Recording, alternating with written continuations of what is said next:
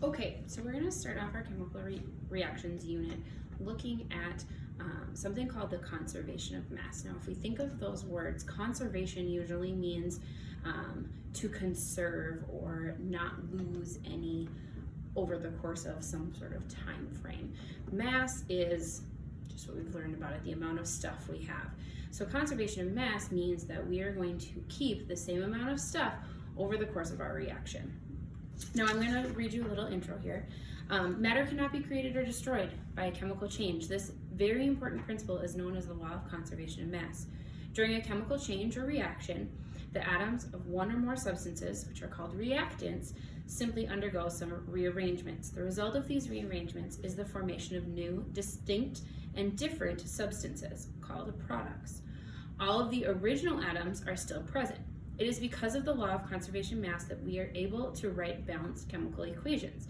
Such equations make it possible to predict the masses of reactants and products and will be involved in a chemical reaction. That will be involved in a chemical reaction. In this experiment, we have 3 aqueous solutions. Aqueous means dissolved in water. 3 different compounds. So I have 1 here in my flask and then 2 here in my test tubes. We are going to cause 2 reactions to happen. So the first one, I'm going to react my sodium carbonate with calcium chloride. Sodium carbonate is here in my flask and calcium chloride is here in my test tube.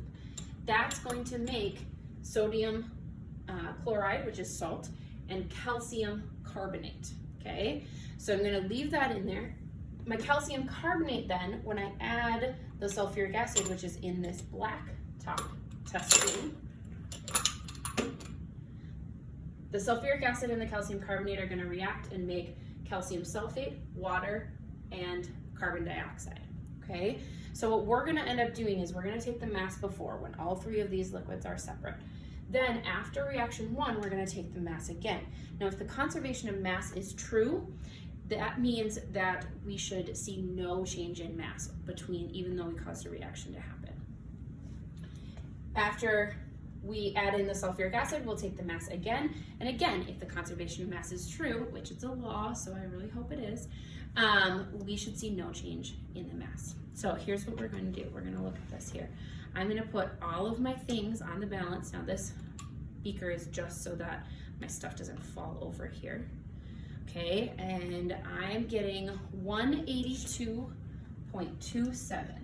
182.27 grams. Okay, now I'm going to take everything off and I'm going to add my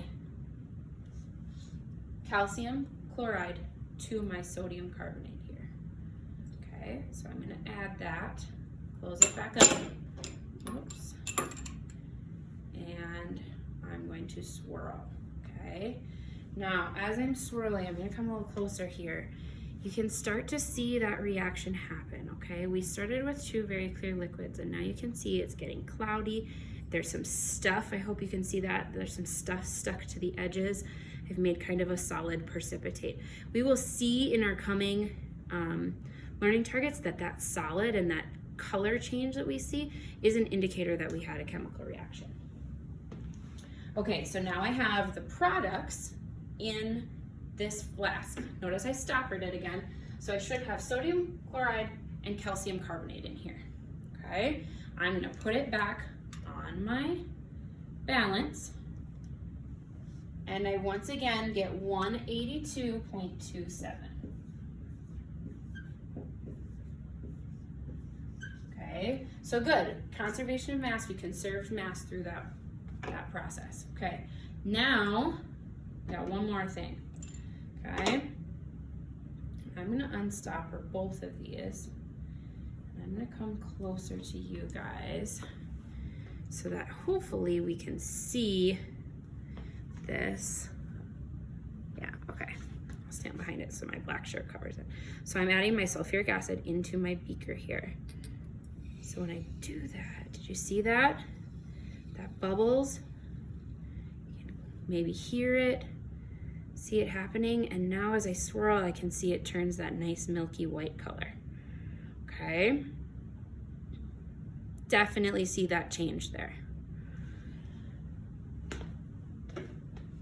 So I'm gonna put my stoppers back in. Super important that I'm massing all my glassware still. Stoppers back in, back on my balance. Now, I got 182.22.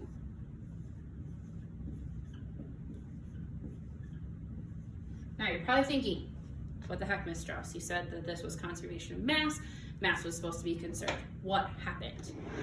What happened is the bubbles, okay? Bubbles are an indicator that a gas formed, okay? And that gas happened to be this CO2, this carbon dioxide. Now, gases escape very easily. So when those bubbles occurred and I didn't put the stopper back on, the gas escaped. And that's why we lost the mass. If I had put the stopper directly back on, two things could have happened. One, we could have seen the conservation of mass, but that gas would have still been made and it would have pressurized my flask, which could have potentially caused a safety hazard, as that stopper might have burst off of it at any point. So we didn't want to do that, okay? So what should we have seen here? We should see that these masses are for the most part explained, or the same. Between B and C, we can explain that by talking about the fact that a gas was created, okay? Also, what did we see? We saw some indicators that chemical change happened. We made a gas. We saw bubbles happening. We saw two color changes. We saw it go from completely clear to like a clear, thicker substance, and then when we added the sulfuric acid, it went to that beautiful milky white color. Okay? If you have any questions, make sure you're reaching out to your teacher, but this was kind of our launching point for why are we needing to learn about balancing chemical equations. The next few videos will show you how you do that. This video is just showing why and the concept of a conservation of mass. Thanks, guys.